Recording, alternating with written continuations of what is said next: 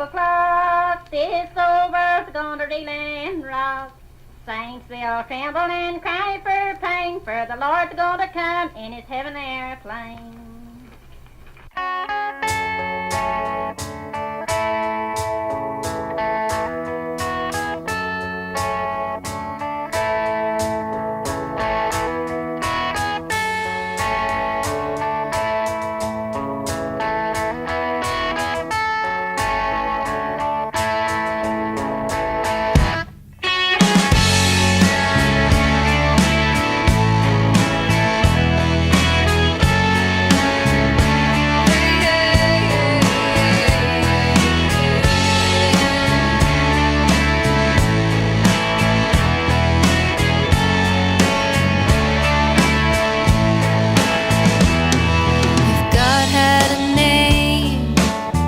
What would it be, and would you call it to his face?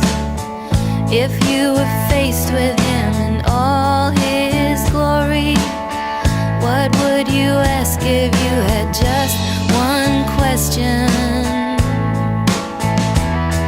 And yeah, God is great. Yeah, God is good. Yeah. What if God was one of us? Just a slob like one of us. Just a stranger on the bus, trying to make his way home. If God had a face, what would it look like, and would you want to see? If seeing meant that you would have to believe in things like heaven and in Jesus and the saints and all the prophets. And yeah, God is great. Yeah, God is good. Yeah. What if God was one of us? Just a slob like one of us. Just a stranger on the bus, trying to make his way home. He's trying to make his way home. Back up to heaven all alone. Nobody calling on the phone, except for the Pope maybe in Rome.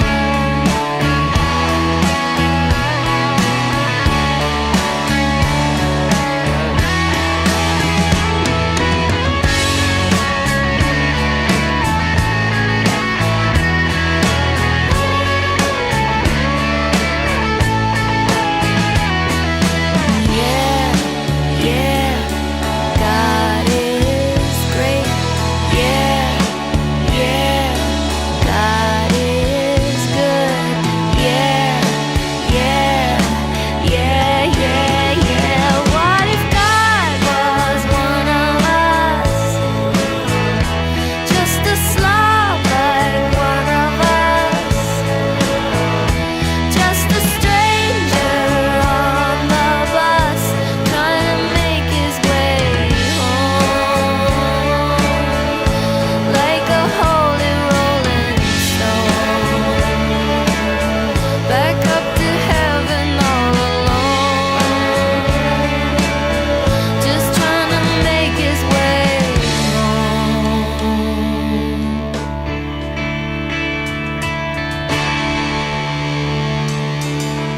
Nobody calling on the phone,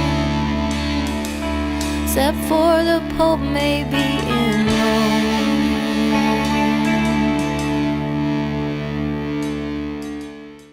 So one of these nights and about 12 o'clock, this old world's gonna reel and rock. Saints will goodness. Right, stop it, Joan Osborne. Hello, good afternoon. How the devil are you?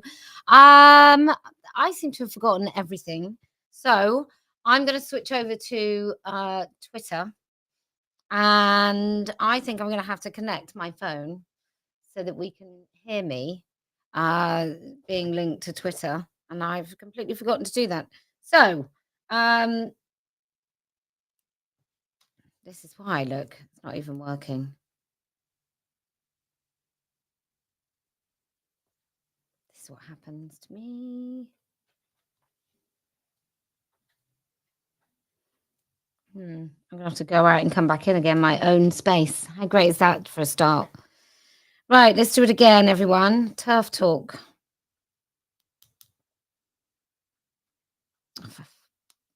I could swear. I could honestly swear. Let's try this then. Anyway, it wouldn't be the same, would it? If it all went really well. So there we go. Right. I did this before, unless they've changed the total configuration, which is totally plausible. So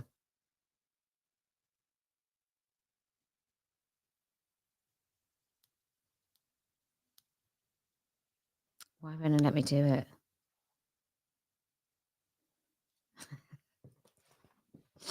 I might have to go off camera, everyone. Someone saying, tell us about Parliament. It might be, ladies and gentlemen, that Twitter has changed the function because it will not let me take my microphone off, which is really annoying. So I'm going to close this live. I don't really understand why it would do that. But I used to be able to do 2 live streams. One was a space and one was a live stream. So it just doesn't like it.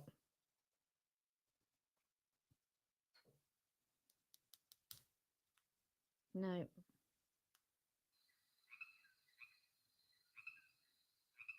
Won't do it.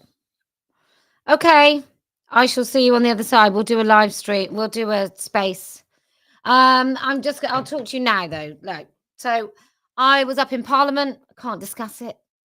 But I did see my good friend Lloyd Russell Moyle.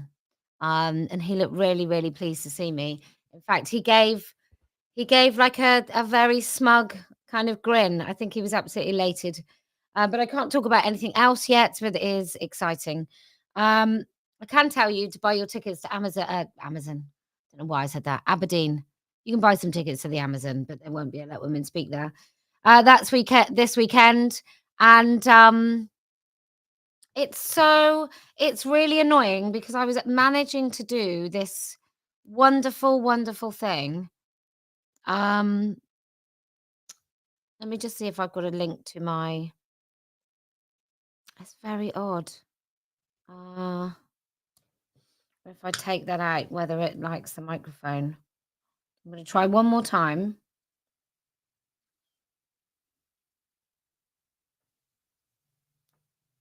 No, it won't let me do my microphone.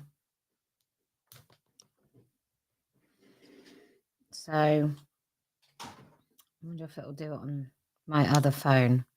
1 second. I'm going to try one more time because I hate things that don't work. It really annoys me.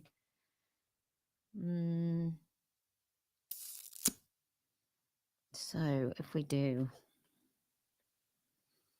Bluetooth, because I want to do TERF talk.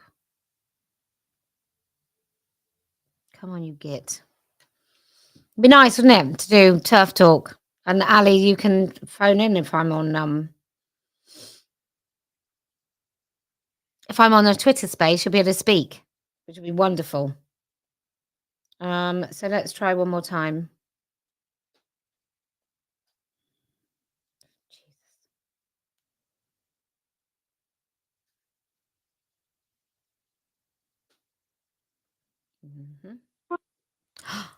think we might have done it. Right. I think we might have done it, which means, okay, you'll have to join me on Twitter now.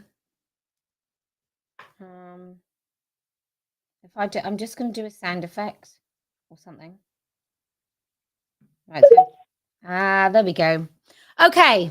I think I might have done it. So if you can hear me on both, oh, thanks. Phew, I think this was my fault, actually. I think it was totally my fault. So we have, I'm 50, so fuck off. Right, let me share it here as well so we can see what's going on. And then I'll probably have to do something else to make sure that we don't duplicate. Lovely. There we go. And then we go into my own space. Oh, I just forgot how to do it. I'm so ridiculous. Okay.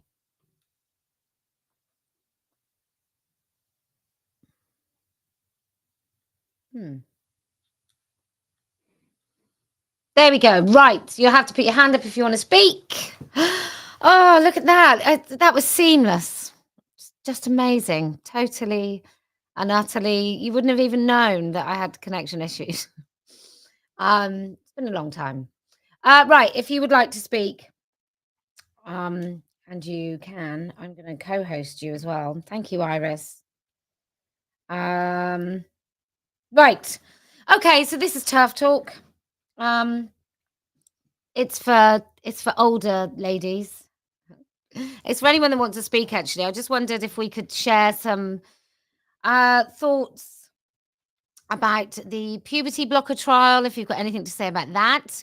If you want to talk about the NHS generally, if you, like me, are just totally in awe of Sandy and the Darlington nurses and what they're now doing, forming a union, and you want to talk about that, that's something that you can do.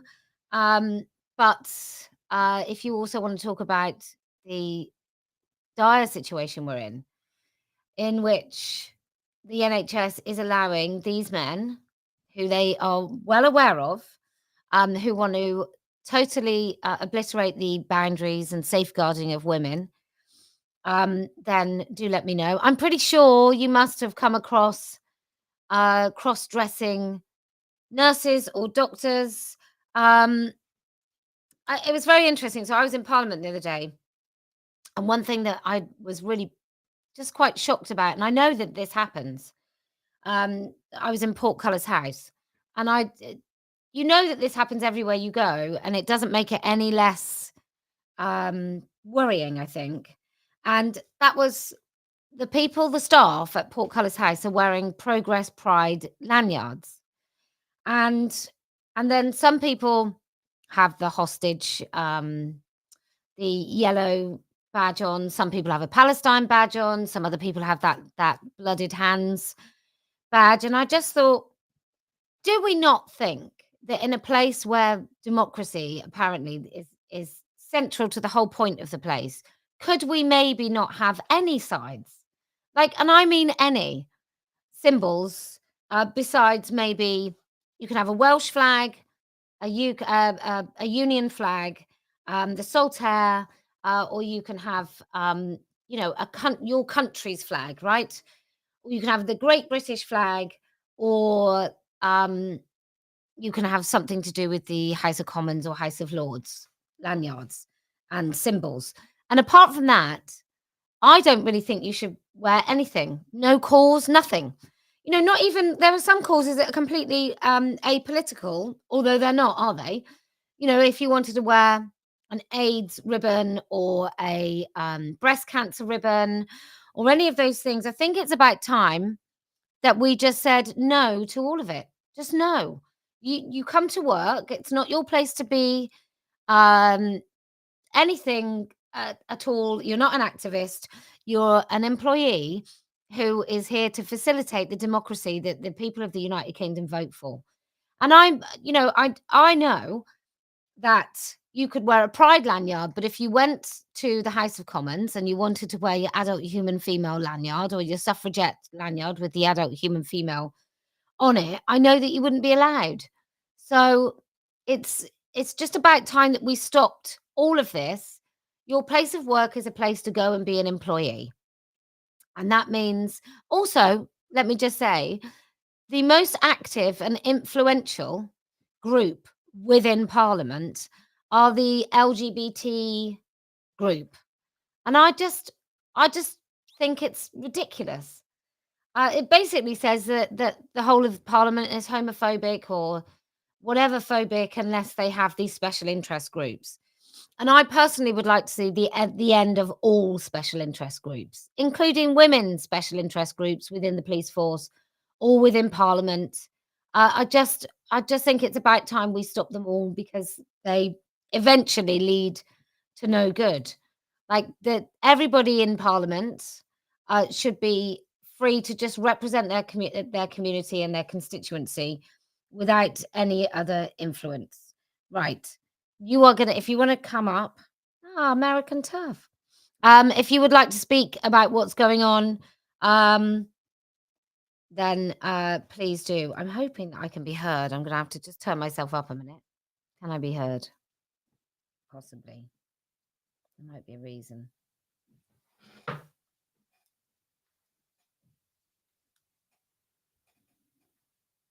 feel like I'm going insane. Oh, hello. Oh, you can hear me. Okay, you're a little bit behind. Right, if you would like to speak, you need to put your hand up and volunteer to. Afternoon. Good morning, Jen. How are you? I hate that when I'm a speaker and nobody's coming up. Hi, Kelly. How you doing? Yes, I'm very good. I've been reading some of your tweets with interest over the last few days. Yeah, the Trump administration is an interesting new addition to the gender wars. So there's a lot to take in. Yeah, and what do you think then, Jen? I'll just say this is TERF Talk Tuesday. What do you think is going to happen? What's your gut feeling? Do you think they're going to be able to pass more through the Senate because obviously the Democrats seem to turn up to say no? Well, they keep wanting this display of, look at how terrible the Democrats are. Meanwhile, in the the address last night, he's talking about opening up oil reserves and natural gas and all of America's reserves, which tells me there's no money. So that's, they'd like to put the gender stuff out front. So we're all busy, worried about that. Meanwhile, there's no golden Fort Knox, So I don't know what's going to happen. I think the bigger problem is the financial situation at this point. And they're going to hang on to the gender stuff for each state. We're in the same position as we were last couple of years ago, because you go to the Republicans and they say our hands are tied. We can't vote. We can't do anything. And hands are tied because the Democrats are, voting it down. And it's just, we'll just have to do this state by state. Well, how are we going to do it state by state if you still have Democrats voting it out? Yeah. And do you not think then that the federal stuff that he's promised, do you not think they're going to be able to get it through then? Is that how that's going to work? The federal stuff will go through because, it's the funding for the schools. Like, if Chicago Public Schools doesn't receive federal funding, they will go out of business. They're bankrupt already. So the federal stuff will go through, but they'll challenge it via the state. And like, even in the bathrooms in Chicago Public Schools right now, they're telling the teachers that their jobs could be, in jeopardy if they do the gender identity curriculum. but they haven't changed the curriculum, and nor have they changed any of the signs on the bathroom doors.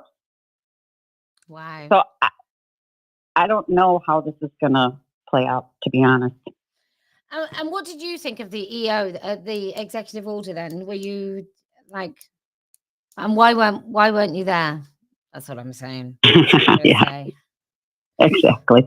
Well, the EO is a good start. At least they're saying the right thing.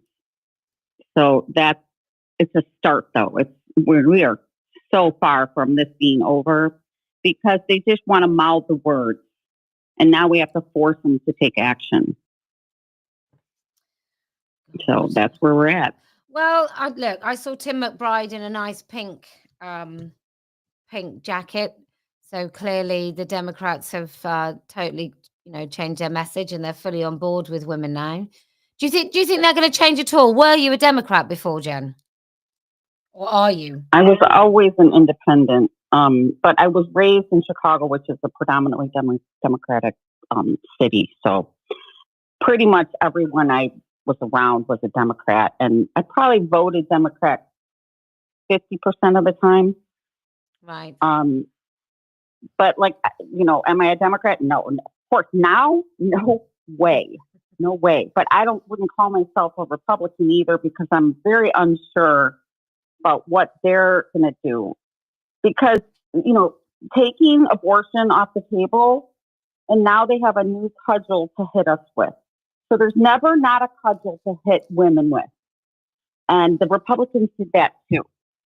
Right? So, to me, it seems like, it is an attack from every direction. And these people aren't necessarily our friends. No. Well, they're their own friends, aren't they? I just think, I think we just got to use the good bits and forget about the bad bits until we can't forget about the bad bits, until they're right in our faces. But yeah, I agree with you that they're not your friends. I mean, I just don't. I can't quite get my head around, particularly women in this space, not in this space that I'm hosting, but in this space, I can't quite get over the women who are still kind of loyal to the Democrats, as if it doesn't really matter that they've really stood against women so terribly for the last 8 years.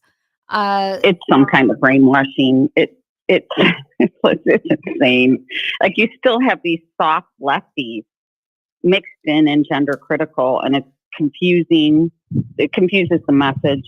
Yeah, it's yeah. I don't quite get it. I know that they mean well, and perhaps they have some sort of memory of a party that used to do right by women, but certainly not anymore. I'd like to see, I'd like to do another free speech event in America to see the changes with Antifa, and if there's any changes with the new administration. I mean, that would be interesting to start poking at free speech and see if we can even get free speech for women in America. Where would you do it? Would you do it somewhere that has been done before, so you'd see a really good a sort of idea of what's changed? Well, if I got something together, it would probably focus on the prisons. Right. So I would do it under that topic, and see if we get support. Right. That's because you have to test the waters. You always have to test the waters, and the only way to do it is in person, for real, right? Yeah. So we won't know until we start putting out more free speech events for women. And if they're adequately supplying police and security, then that'll be a change in the way we've been doing it, right? Well, over here, we've just had two quite high-profile, staunch lefties. One is Catherine Ryan, who's a Canadian comedian, but she's really big over here. And she's just come out and sort of done a 180, talking about how terrible woke is, and isn't it so bad, where she actually did she was part of a whole promotion thing for mermaids. So she really is one of the worst. And then Ash Sarkar, who's a commentator, like blogger or something, but she's also got a bit of a platform, and she's friends with Owen Jones, and she's come out saying woke's gone too far. Have you had anyone like that in the States that's done this sort of, well, I never really thought it anyway? Or is that not happened just yet? People are not making excuses. They're just changing their rhetoric, right? They're not saying, oh, I thought this before. They have to be called on it. Right. So we'll see if we get a really big oops, and then we can shove face. Well, we shall see. We can only hope. But you've now, I don't know whether you can't really be called an island, but you've taken some of the thunder from TERF Island, you American women, which is, frankly quite irritating. Well, don't get too sad, because we have a lot of work to do here. There's this cudgel that they've handed them where, our hands are tied. The Democrats won't let us, pass this, or they won't let us do that. It's such bullshit. So we have to, get down to business here and get people elected locally, just so we can have rights. Well, all the very best. Thank you very much. And I'm going to move on to Bridget. Good afternoon, Bridget. How are you? It's TERF Talk Tuesday. You can say who you are. You don't have to. What would you like to say? Yeah, I was just like, this is echoing. Can everybody else hear the echo? No. I'm having a real bad echo problem. I'm going to have to drop down. Sorry, Kelly. Oh, for goodness sake. It's fine. Come straight back in and we'll just put you up. Come on, Ali Snyder. You'll be able to do it because it's not a phone. If you want to if you want to make me co-host, you're going to make the space more stable. It might be able to bring up people. There, done it. Oh, I've got to remove Iris, who's twice co-host. Oh God, I'm so terrible at this. I'm gonna. It's so weird. Can you hear me? I can hear you. Okay, I see Bridget's back in, so I'll wait until after she's had a chance to speak. I don't think. Let me hang on. I've just got to try and I'm trying to bring back in Iris, who had to drop out and leave, and then she's come back, but she's two people.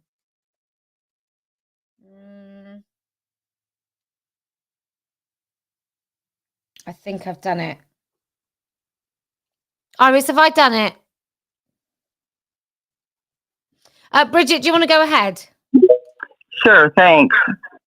What I was going to say on the back of what American TERF said, hi, Jen, by the way, there is a solid power source here in the United States that isn't talked about very much within spaces and in other places. So when we all connect, this is really spoken about. The people right now who have the actual ear of the president, because I can't walk into the White House and get a visit with Donald Trump, but I know who can. Tiffany Justice can.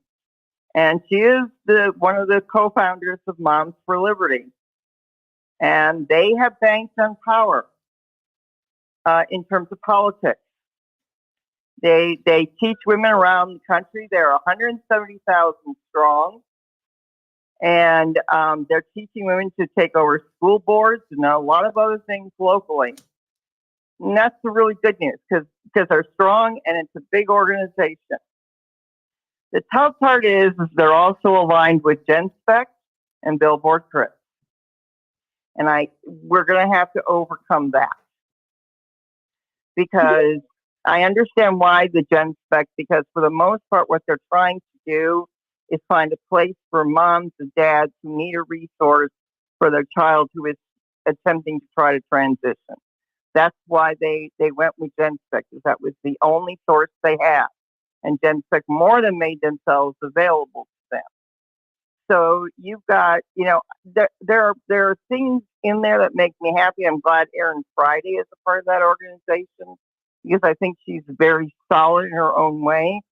But I think too many of the people in that organization just aren't. And we're going to have a real big battle, just like you in the UK are with Sex Matters. We're going to be in this battle because they will not hold an ultra line.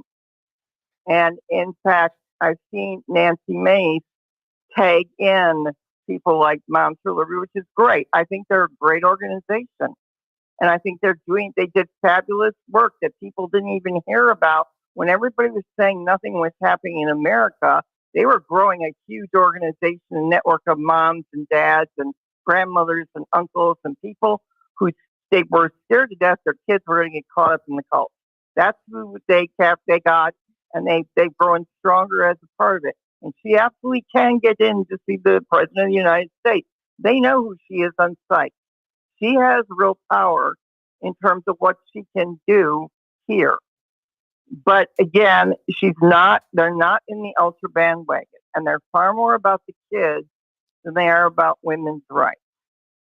So we're going to have to pick up slack in a different way because Tiffany seems to me to be getting stronger towards an ultra move. I'm hearing her say some things that she's tweeting, and I'm watching her very carefully. And it seems to me she's moving in this direction, but she's not there yet. And I would just ask everybody to let her get there. She's a mom who did this because of her kids. That's what she cares about. And moms who have kids, and she doesn't, but many of the women I know have, and Allie knows them as well, have kids that got caught up in the cult are in an entirely different fight than the rest of us. They're literally trying to save their children. And mothers will go through hell. And if we think gen sex is bad, they don't care. They need to go where they need to go to get their kid out. That's how they're seeing it. And I understand that. And I also know we have to hold the line. So thanks. Yeah, I couldn't agree more. I think we're all very principled, except when it comes to our children. I think then our principles and strategic heads disappear when it's about our own kids. So I totally agree with you, and I can empathize with those parents. And yeah, you're right. If I had to save the health of my child and prevent my child from entering a cult, I would stand with the devil as long as it saved my kid. But I think you're also right to be mindful that when we're so personally involved, that actually we are probably not the right people to be leading strategy when it comes to this. So I also think you're right about, it's a shame, and it's very interesting how certain men with women's methods, those men get taken so seriously and promoted by the podcast bros. And we're all fair warned. I think Megan Murphy talked about this a long time ago, and we should have all been fair warned when it came to somebody who's already been part of a really nasty cult, that actually maybe that person is not the right person to be front and center in a women's movement, because I do think this is a women's movement. And by virtue of that, we also look after children, but we are not primarily, the reason I didn't even know about children transitioning when I got involved in this. I just knew they were trying to steal women's spaces, and particularly our language, which is why I got involved in the first place. And sort of the attack on children, I feel it sort of goes hand in hand with the attack on women. Like, in order to get to those kids, you do have to dismantle families and women. And by families, I mean all sorts of families. Don't mean one sort of family. Anyway, Belfast, what would you like to say? Hello, just a wee technical point. Whenever someone's speaking, the listeners are hearing an echo. You're fine. But if you turn your mic off when someone's speaking, you got the message. I just realised. So hopefully that'll be it. But yeah, with the parents, you can't expect someone who's in the throes of this to be objective. I think that's asking too much of parents whose kids are identifying differently. And it must be so difficult because the organizations that are available, people who do hold the line have criticisms of them, very valid ones that are being ignored. But where do you go if you're a parent that is actually in the throes of this and their kids are basically saying you're a terrible bigot and you're pushing them further away? It's going to be a long old slog. So yeah, thank you. Thanks, Belfast. Can I just say, I'm both a parent and an activist, right? And so I get it. As a parent, you do whatever. But I just want to say to each and every one of those parents, do you know who knows best than anybody about your child is you? Not an organization that has a special interest in making this something that it isn't, because it isn't anything. It's just bullshit. It's there'll be different ways to fight this on different fronts as a parent as well. But I think engaging further in trying to find a why, like, why did my child do this? Well, because they might be traumatized. That's one of the reasons why they might do it. They might do it because they want attention. They might do it because their best mate did it. They might do it because they think it's fun. They might do it because they want to exert some sort of power or control over you. They might do it because they're an asshole and they're a teenager, and teenagers are supposed to push the boundaries. It might be your fault. You might have allowed them to watch pornography, far too much of it, far too young, all the time. It's corrupt their mind. It might be that you don't give them enough boundaries. It might be that they have too much time online. But none of these things, like all of these things as parents, I just think if you genuinely, like, who's going to solve this about your kid besides you? It's really not going to be even a psychotherapist, even if they're a great, wonderful, well-meaning, superb psychotherapist. Eventually, it comes back to parents. And I think that I talked about this a long time ago with Abigail Schreier, actually, and then she wrote a book. I'm not saying I inspired her. I'm just saying it was a coincidence. But a long time ago, I think Americans in particular, and we have a little bit of it, but Americans in particular started outsourcing their parenting to professionals. And you just have to bring that back in. You just have to make sure that you talk to your children and you sit down at the table and they don't have too much time online. And I think that all too often we think that there's some sort of magic that's going to, like, someone's going to give you something that's going to suddenly make the last 3 years of parenting not have happened and you've not fucked up at all. And I don't think that's going to happen. So I know, like, my criticisms of GenSpect are purely for GenSpect. They're not about the people that utilize their services. I'm just saying that if your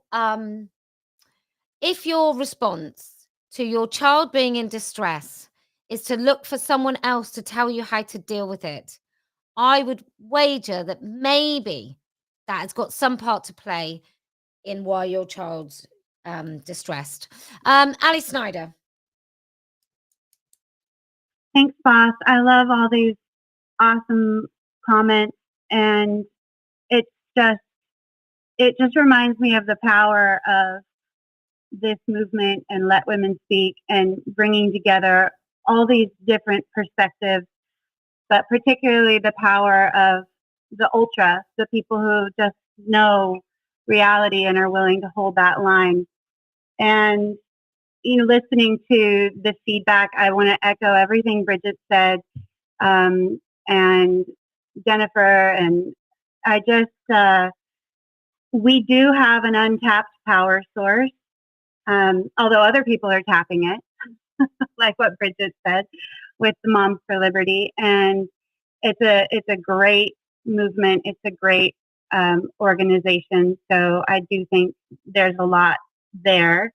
And we have to keep that consistent messaging so that people who do get sucked into the bad actors, like some of the men that are being listened to and promoted over women, we just have to keep that consistent messaging.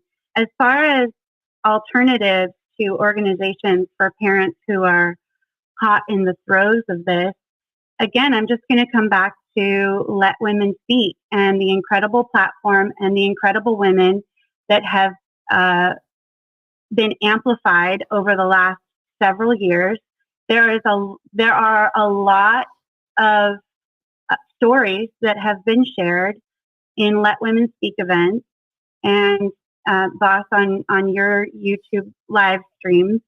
And we should be clipping those and we should be sharing them and we should be blasting them out because those are the alternatives that parents need to hear so they don't get trapped supporting an organization that ultimately seems to want to perpetuate the destruction of reality or whatever the motivation is of these organizations that want to continue to buy into the lie that sex mimicry is some form of healthcare.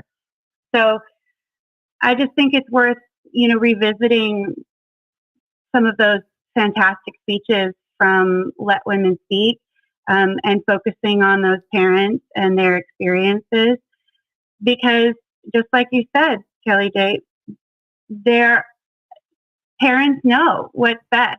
And so listening to parents who've been there and listening to their different strategies, because kids are different. And the things that are sucking them in to this movement, yes, there are patterns, and we should be aware of those patterns so that people know where to search to see what sucks their child in. But knowing what's going to get a child out of it is ultimately, just like you said, it's going to be the parents who know best because they know their child. So I think particularly the last statements that you just made, Kellie-Jay, let's clip those.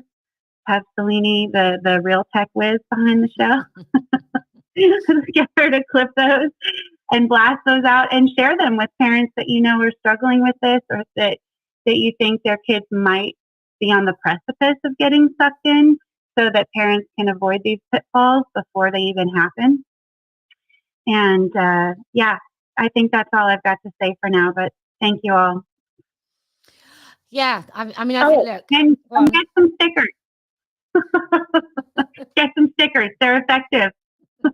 We still need to keep fighting this. We still need to get those messages out. They're an easy way for everyone to get involved. All right, that's it for now. Thank you so much. No, I agree with you. Look, I think under a certain age, there's no excuse at all for a child to get involved in this. It's the parents that get involved.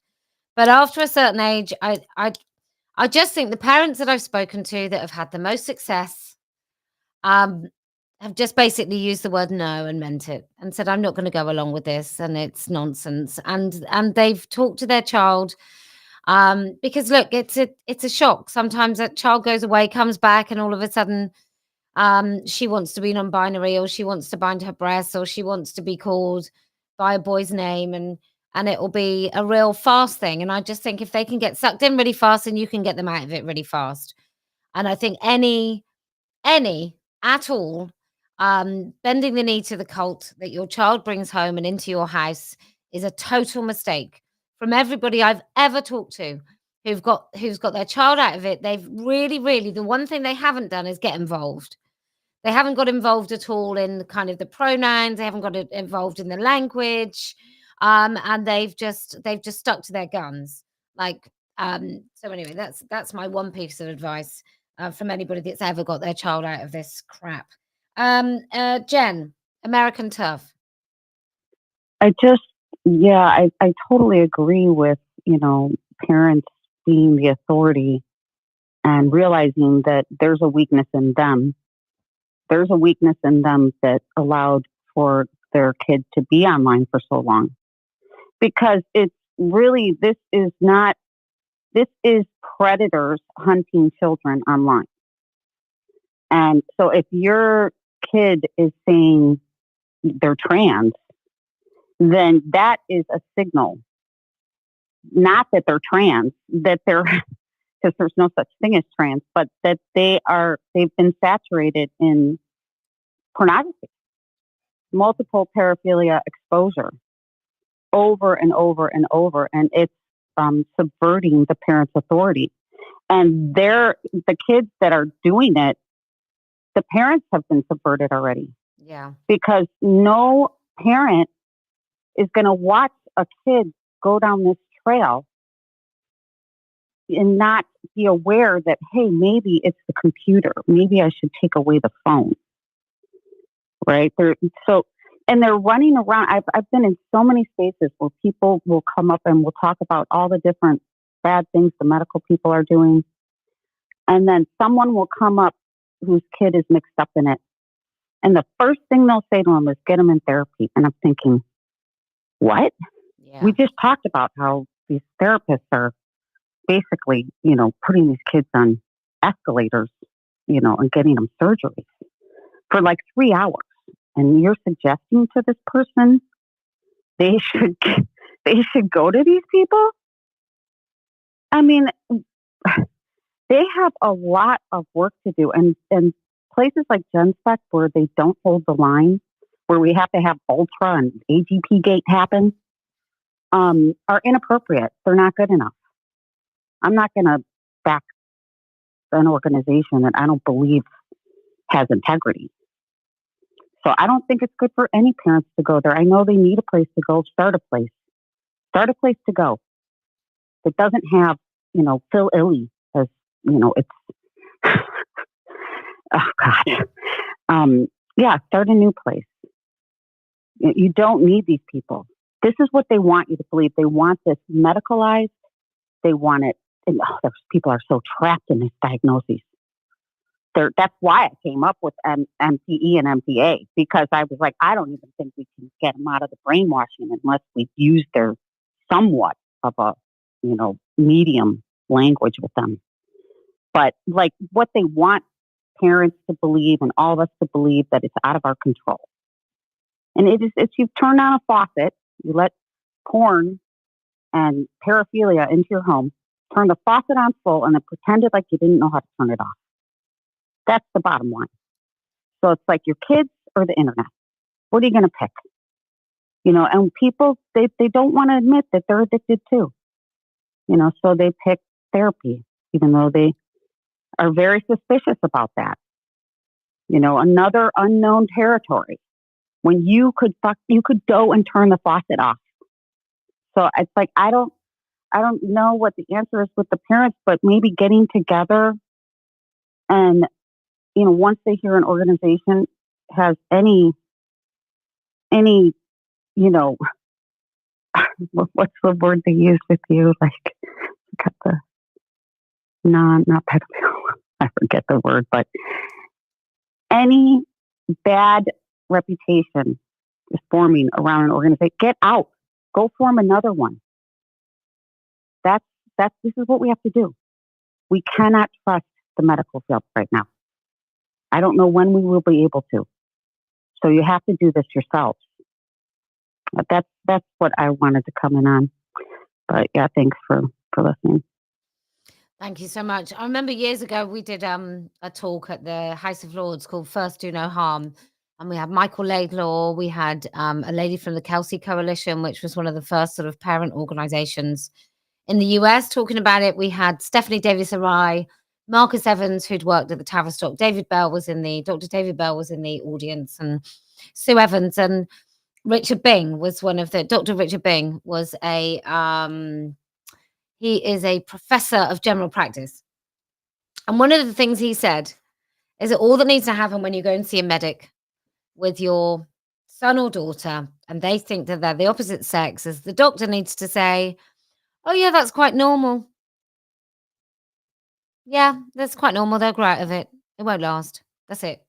Yeah, it's quite normal. That's it. Not let's give them a diagnosis. What led to this? What other bodies or pathways do we have? What counselling can we offer? What medical interventions? No. Just, yeah, that's quite normal. Like it's nothing. It's ludicrous. It's just nothing. And as parents, I think maybe we need to back off sometimes and think, yes, it's quite normal for children sometimes to be bored, to be miserable, to be sad, to be pissed off, to think that they've got no friends, to think they've got too many friends, to think that they've got a falling out, to think that they're being excluded.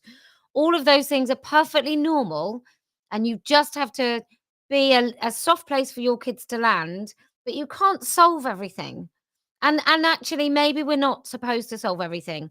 And maybe if we didn't try to solve everything, we would have more resilient children that meant that they weren't quite so susceptible to insane cults when they get to university. Ali Snyder. Yeah, I think that's all fantastic and really true. And it reminds me of what Jordan Peterson said, you know, the best way to protect our children is to make them competent and to make sure that they understand. And I think a lot of competency is them figuring out how to solve their own problems.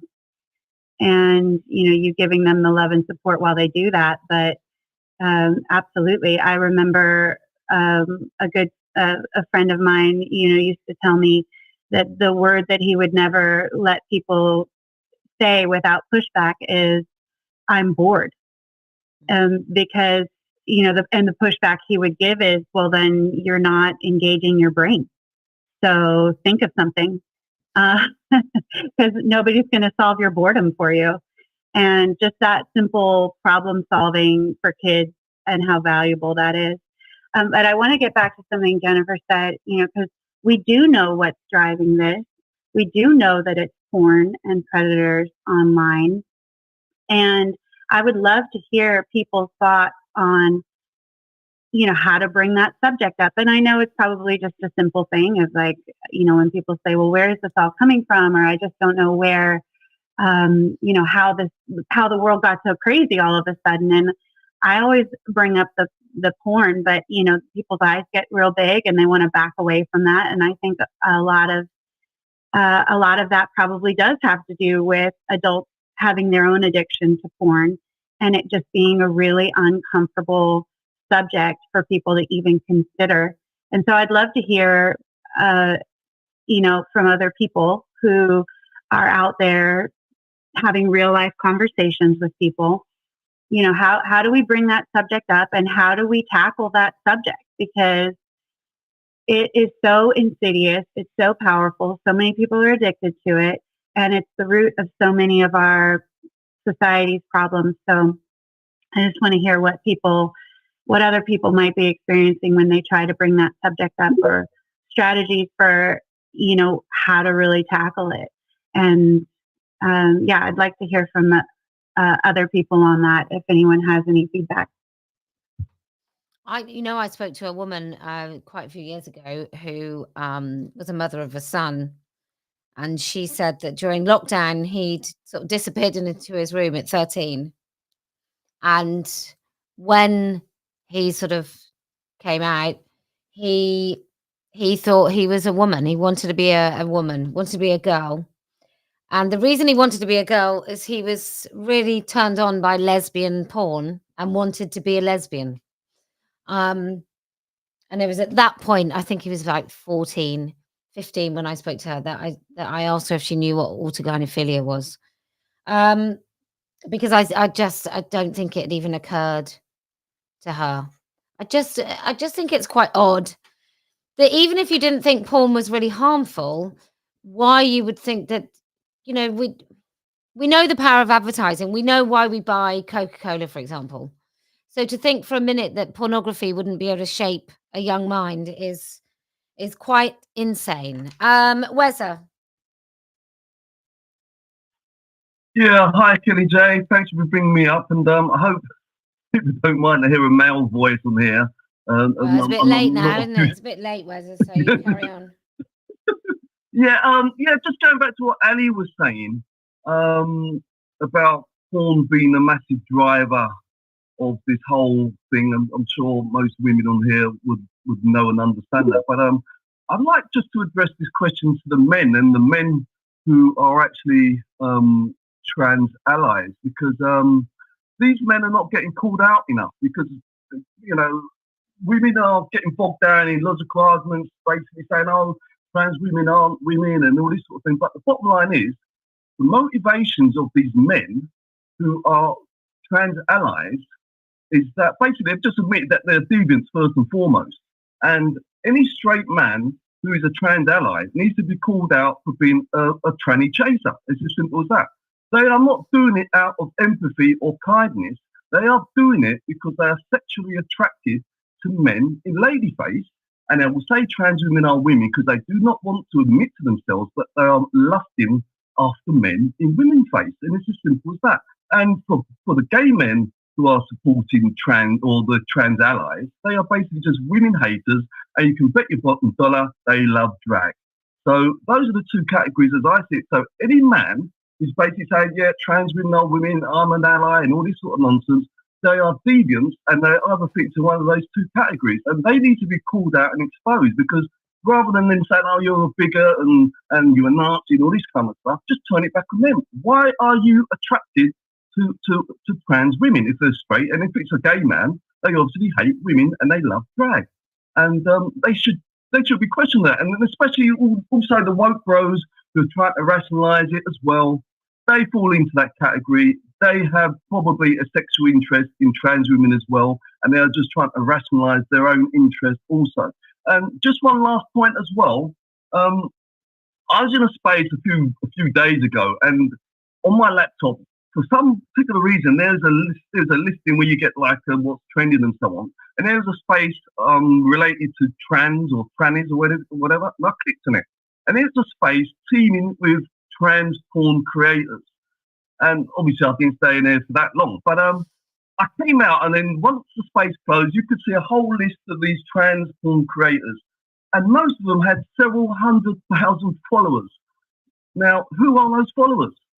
That just tells you the kind of people who are actually promoting this, or who are actually interested in this kind of thing. And all those people, mainly men, I would imagine, will say trans women are women. And that's the reason why it's been driven so hard, especially by these men, because obviously they're driven by a sexual interest. It's not empathy, it's not kindness, it's not like it's a social justice movement or anything like this. It's pure sexual interest for most of them. Thanks very much. Well, I'm sure we all feel mighty delighted that you've confirmed for each and every one of us that men really do think with their penises. Pretty sure it was something we all knew, but it's always worth being reminded. And I think actually women do forget just how men's sexuality, possibly more than women's, definitely more than women's, is quite a controlling aspect of their lives, which is, that's human nature. I don't even think it should be that shocking. I did want to mention a couple of things. Bayswater is a group in the UK that is by parents. And there are other groups. I just said that's one that I've got on the tip of my tongue. And there are a group of parents that some of them have got through and come out the other side of their children thinking that they're the opposite sex. And also when Weza was talking, I was thinking about Pornhub and what Pornhub wants to do. And one of the CEOs has talked about this quite openly, is they want to bend people's sexuality. So if a man is looking at Pornhub, and let's remember that the whole concept of porn and the business of porn, which is one of the biggest industries in the world and the most lucrative industries in the world, is to make people watch more porn. So they get children. It's easy to find. It's free. You don't have to pass, unless the law has changed. I don't think you have to pass any special sort of gatekeeping to be able to watch it. And then what they've said, I can't remember whether it was CEO or some executive, said that what they do is, I guess there must be like a for you or recommended section when you're watching something, and then they would introduce both gay and transsexual porn. And so that helps cultivate a totally different pathway, sexual pathway or sexual arousal pathway. Anyway, on that note, Kara Dansky. Hi, how are you? Good. How are you, lovely? Well, I'm good. I don't want to distract. I want to get to what Ali was talking about, but I am angrier than ever at the Democrats in the United States Congress who on Monday night blocked a bill to protect women's sports. But that's okay. We will just keep fighting. Okay, so to what Allie was saying, so I had an experience one time when I was meeting with a bunch of parents in Washington, D.C., and I met regularly with these parents, and they all had kids who were confused about their sex, and we would meet and have coffee and talk, and it was a little bit of group therapy. And I am not a parent, but I am educated on this topic. And one of the mothers, who I'm very sorry to say has a young adult child, daughter who is completely estranged from her parents and is on testosterone and had a double mastectomy and left and everything and all the horrible things. But this mother was saying that she learned recently that girls are wanting labiaplasty. And she was very confused about that. She was like, why are girls, and she wasn't even talking about trans. She was just talking about girls who want to mess with their bits. And she was basically like, why all of a sudden do girls want surgery on their private parts? And I just looked at her and I just said, porn. And she was surprised. She just didn't know. And she asked for more information. And I just said, well, kids are watching porn at younger and younger ages. And boys are wanting their girlfriends to look like the women in porn. And so the girls are wanting that. And she was so sad and so distressed, rightfully, about it. So that's one thing. We can just be blunt and talk very candidly about it.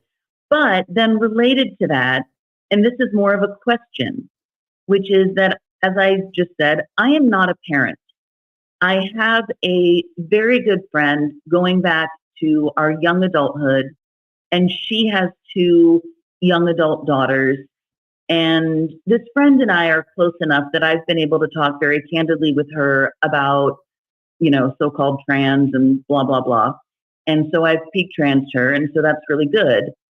But I haven't been able to bring myself to ask her if she knows to what extent her daughters have been exposed to porn, or to what extent her daughters might be dating boys and young men who might themselves be addicted to porn.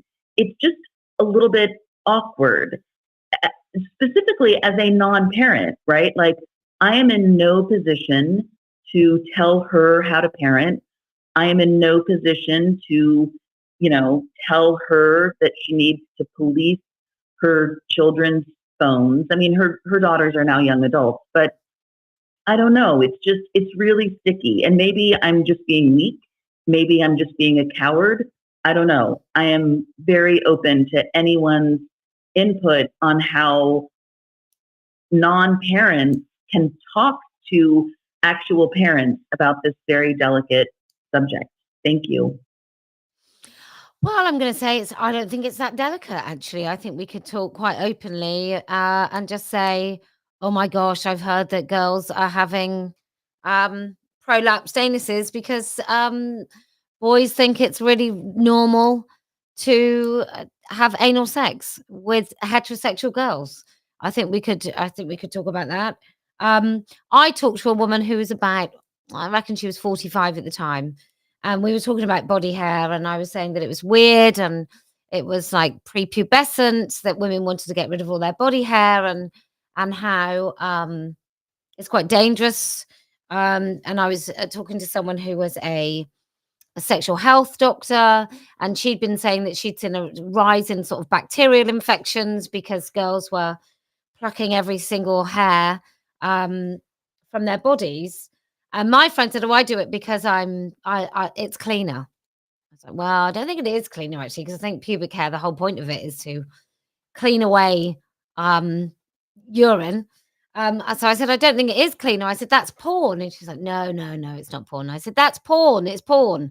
Nobody thought before everybody was watching porn that they should get rid of all their body hair. It's porn." And I said, and also it's about camera, it's about visual, it's about being able to see stuff, but it's also about sort of women supposed to be as young as possible and preferably children. Anyway, a couple of months went by after this particular discussion. And then she talked about her husband's porn habit. And I was like, oh, so it is porn. But she just absolutely point blank refused to see the connection. Now, the good news, Cara, about young women, as many of them are very turned off by the idea of boys watching porn. But also both turned off, Have but things also gone silent, or is it just me? No, Yes, it's not it's just gone you. silent. It's gone silent for me too. am I still silent? Silent as well. Hello? Hello? Hello? Won't be good if the space completely dies, won't it? I don't know what. Can anyone hear Kellie-Jay? Can you hear me at all now? Not here. Oh, for No. No, fuck's sake. but she's still talking on YouTube, so she's hearing us. I think she's going to try to sort it out. I might try and sort it. Have I got co-hosts? I couldn't even get Iris to be a co-host. So let me just. It's very strange, isn't it? Let me see if I could get Jen add as a speaker. If I make somebody a co-host, does that mean I can leave and come back? So many lovely TERFs and TERF allies in this space. It's wonderful to see you all. I don't know if I can leave and come back.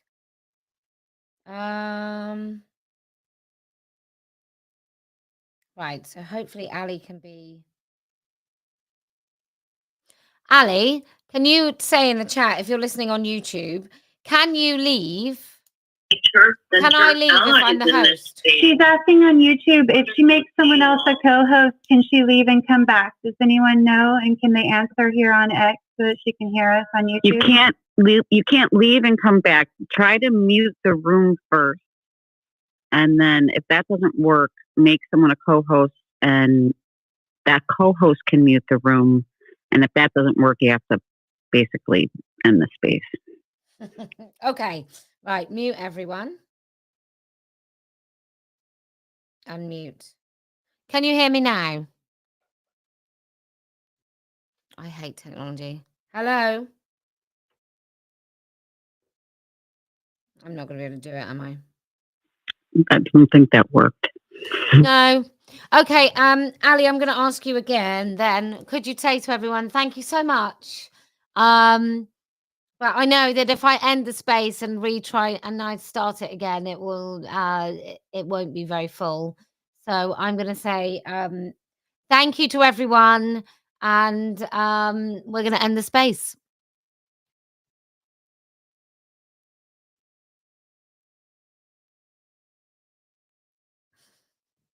I don't even know if she can hear me now. But I know that if I end the space and retry it and I start it again, it will it won't be very full. So I'm going to say thank you to everyone, and we're going to end the space. Okay, not sure if everyone could hear that. I was just playing her YouTube via X. I'm seeing some hearts, so I think you all heard it. But we are going to end the space. Thank you for everyone who came and contributed. Love to you all. Keep up the fight. Hold the line. Thank you, Ali. Oh my God, how painful was that, everyone? I'm so sorry. Right, we are going to try that again. Next time I won't host. So if it fucks up, it won't be my fault. Somebody else will be hosting it and we'll just tune in. So look, if you can persevere, even with the sort of technical skills that I have, and you don't even need to be that good, then I promise we will win. If you can join me again this weekend, we're going to do Aberdeen.